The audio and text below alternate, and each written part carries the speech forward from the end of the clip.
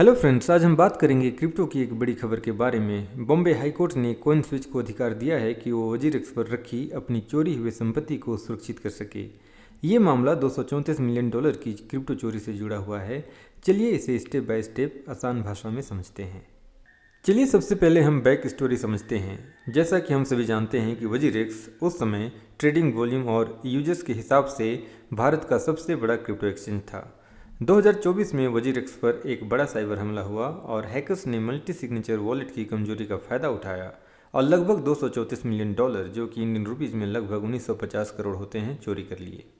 इस हमले से कॉइन स्विच भी प्रभावित हुआ।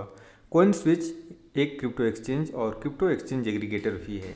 क्रिप्टो एक्सचेंज एग्रीगेटर का मतलब होता है वो प्लेटफॉर्म जो अलग अलग एक्सचेंज की कीमतें और ऑप्शंस एक साथ दिखाता है ताकि आप आसानी से सबसे अच्छा डील चुनकर ट्रेड कर सकें। इस हैक के कारण कॉइन स्विच के कई यूजर्स की संपत्ति भी फ्रीज हो गई थी। इसके बाद कॉइन स्विच और उसका affiliate Next Gen Dev Solutions arbitral tribunal के पास गए। आर्बिट्रल ट्रिब्यूनल का मतलब होता है एक ऐसा कोर्ट जिसमें कंपनी और कंपनी के बीच, यानी दो कंपनियों के बीच में जो विवाद होता है उसको सुलझाने का काम करता है। उनका कहना था कि उनके यूजर्स की फ्रीज की हुई संपत्ति को सुरक्षित किया जाए, मतलब कि जो क्रिप्टो चोरी या फ्रीज हुई है उसे लीगल तरीके से सुरक्षित किया जाए ताकि वो वापस मिल सके। दिसंबर 2024 और मार्च 2025 में ट्रिब्यूनल ने आदेश दिया कि वजीरेक्स को बैंक गारंटी या एस्क्रो में फंड जमा करना होगा। यहाँ पे बैंक गारंटी एस्क्रो में पैसे रखने का मतलब है अगर आगे कोई नुकसान या विवाद हुआ तो कॉइन स्विच के जो असेट हैं वो सुरक्षित रहें। वजीरेक्स ने ट्रिब्यूनल के इस आदेश को बॉम्बे हाई कोर्ट में चुनौती दी, मतलब उन्होंने कहा कि ट्रिब्यूनल का फैसला गलत है और इसे रद्द किया जाए। वजीरेक्स का दावा था कि हैक के लिए वे जिम्मेदार नहीं हैं, यानी कि ये उनकी गलती नहीं थी कि ये हैक हुआ, और उन्होंने कहा कि उनके फोर्स मेजर क्लॉज के तहत वे सुरक्षित हैं।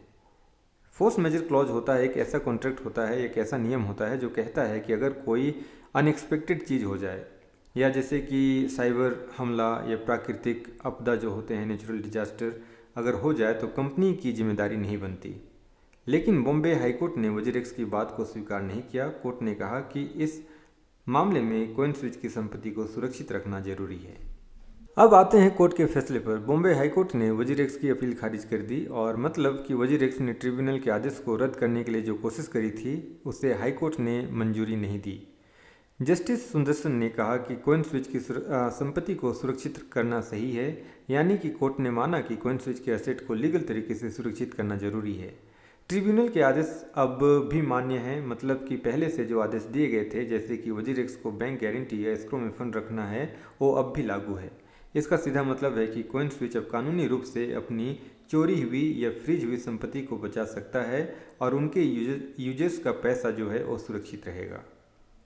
तो दोस्तों, ये था वजीरेक्स हैक और कॉइन स्विच केस का पूरा अपडेट। अगर आपको वीडियो पसंद आया हो तो लाइक और शेयर जरूर करें और सब्सक्राइब करना ना भूलें। मिलते हैं अगली वीडियो में, तब तक के लिए जय हिंद।